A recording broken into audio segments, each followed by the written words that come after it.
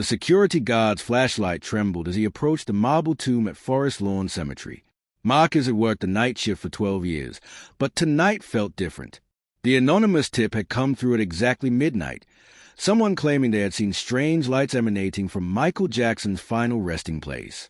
As a devoted fan himself, Marcus couldn't ignore the possibility that something extraordinary was happening. The great mausoleum stood silent under the California moonlight, its towering walls casting ominous shadows across the manicured grounds. Marcus's footsteps echoed through the hallowed corridors as he made his way to the private family section, where the king of pop lay.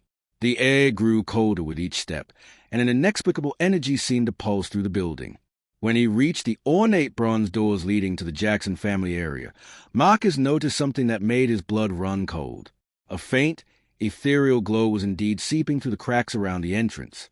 His radio crackled with static, and for a moment he could swear he heard the distant sound of a familiar voice humming Billie Jean. With trembling hands, Marcus used his master key to unlock the doors. What he discovered inside would change everything he thought he knew about the world's most famous entertainer. The tomb itself seemed to be resonating with an otherworldly energy, and scattered around the base were items that should not have been there: fresh flowers, handwritten notes, and most shocking of all, a leather journal bound with a golden ribbon. Marcus picked up the journal with reverence, knowing that whatever secrets it contained had been waiting 15 long years to be revealed. Marcus's heart pounded as he carefully opened the mysterious leather journal. The pages were filled with Michael Jackson's unmistakable handwriting, but the dates made no sense, entries supposedly written after his death in 2009. The first page bore a chilling message. To whoever finds this, know that death is not the end of the story. There are secrets that must be told, truths that have been buried deeper than any grave. Each page revealed increasingly disturbing revelations about the pop icon's final years. Michael had documented a conspiracy involving powerful figures in the entertainment industry who had threatened his life. The journal detailed secret meetings, coded phone calls, and a plan that Michael claimed was designed to silence him forever. Most shocking were the entries describing how he had discovered something so dangerous that it put everyone he loved at risk. As Marcus read further, he learned about hidden recordings that Michael had made during his final months. These weren't just musical recordings. There were conversations with industry executives, lawyers, and mysterious individuals whose names were written in code. The journal revealed that Michael had become aware of a massive financial scheme involving his music catalog, worth billions of dollars. The entries grew more frantic as they approached June 2009. Michael wrote about feeling constantly watched, about strange cars following him, and about receiving threatening messages. He described hiding evidence in multiple locations, including one place that no one would ever think to look: his own tomb. The final entry, dated just days before his death, contained coordinates and a cryptic message. The truth sleeps where the moonlight touches the crown. Marcus realized he was holding evidence of something far more sinister than the world had ever imagined. But as he turned to the last page, he heard footsteps approaching from the corridor outside. Marcus quickly extinguished his flashlight and pressed himself against the cold marble wall. The footsteps grew louder, accompanied by hushed voices speaking in urgent tones. Through the bronze doors, he could make out at least 3 figures dressed in dark clothing, their faces obscured by shadows. They moved with the precision of people who knew exactly where they were going. "We should have retrieved it years ago," whispered a gravelly voice. "If that journal surfaces now, everything we've built will crumble."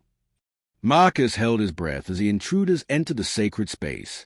They carried sophisticated equipment, metal detectors, electronic scanners, and what appeared to be small explosive devices. The security guard watched in horror as they began systematically searching the area around Michael's tomb, following the same cryptic clues he had just read about in the journal. One of the figures, a tall woman with silver hair, pulled out a device that emitted a soft blue light. As she ran it along the base of the tomb, it began beeping rapidly near a section decorated with intricate carvings of musical notes. "Hey," she announced. The moonlight crown symbol, exactly where he said it would be. To Marcus's amazement, a hidden panel slid open, revealing a secret chamber beneath the tomb. The space was larger than anyone could have imagined, containing not just Michael's carefully preserved belongings, but evidence of a much larger conspiracy.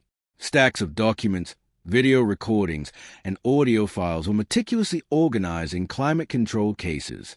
The intruders began loading everything into specialized containers, but their leader suddenly stopped. "Wait," he said, his voice filled with concern. "Someone's been here recently. These items have been disturbed." Marcus realized they had noticed a journal in his hands. As panic set in, he made a desperate decision that would either save Michael Jackson's legacy or cost him his life. Without thinking, Marcus activated the cemetery's emergency alarm system.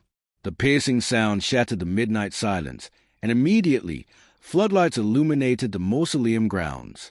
The intruders froze for a split second, giving Marcus the opportunity he needed. Clutching the journal tightly, he sprinted through a maintenance corridor that he knew led to the outer grounds. Behind him, chaos erupted. The mysterious figures were shouting orders, their carefully planned operation falling apart. Marcus could hear them destroying evidence, smashing containers, and attempting to seal the secret chamber. But they were too late. He had seen everything, and more importantly, he had Michael's own words documenting the conspiracy. As police sirens wailed in the distance, Marcus found himself in the cemetery's old groundskeeper shed. His hands shaking, he began photographing every page of the journal with his phone. The evidence was staggering. Michael Jackson had discovered that his own financial advisors were stealing millions from his estate while planning to gain control of his music catalog after his death. The journal revealed names, dates, and locations of secret meetings. It detailed how Michael had been systematically isolated from trusted friends and family members. Most damning of all were his descriptions of being administered unknown medications by doctors who were being paid by the very people who stood to benefit from his death. But the final revelation was the most shocking. Michael had not died at his Holmby Hills mansion as the world believed. According to his own written testimony, he had discovered the plot against him and had staged his own death with the help of a small group of loyal friends. The journal contained detailed plans for his escape and evidence that he had been living in secret, gathering proof of the conspiracy against him. As Marcus finished photographing the last page, he realized that the three most powerful people in the entertainment industry were about to have their darkest secrets exposed to the world. Marcus emerged from hiding just as FBI agents surrounded the mausoleum. The anonymous tip that had brought him to the tomb that night had actually been part of a carefully orchestrated plan. Michael Jackson himself had arranged for the truth to be revealed on the 15th anniversary of his supposed death. The timing was no coincidence.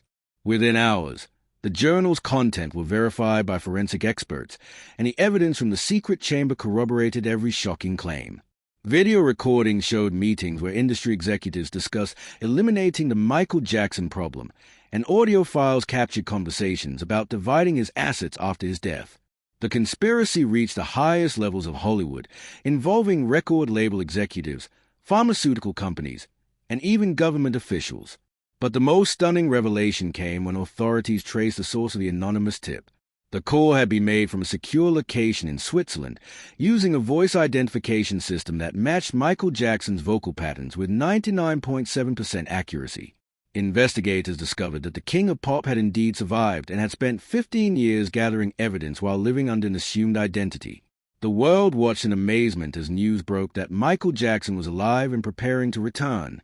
The three conspirators who had been caught in the mausoleum that night were arrested and charged with conspiracy to commit murder, financial fraud, and racketeering. Their billion-dollar scheme to control Michael's legacy had finally been exposed. As dawn broke over Forest Lawn Cemetery, Marcus stood before a crowd of international media, still clutching the leather journal that had changed everything. Behind him, the empty tomb served as a monument not to Michael Jackson's death, but to the greatest comeback in entertainment history. The King of Pop's voice would once again be heard around the world, but this time he would be singing about justice, truth, and the ultimate triumph over those who had tried to silence him forever. The 15-year mystery was finally solved, and Michael Jackson's greatest performance was about to begin.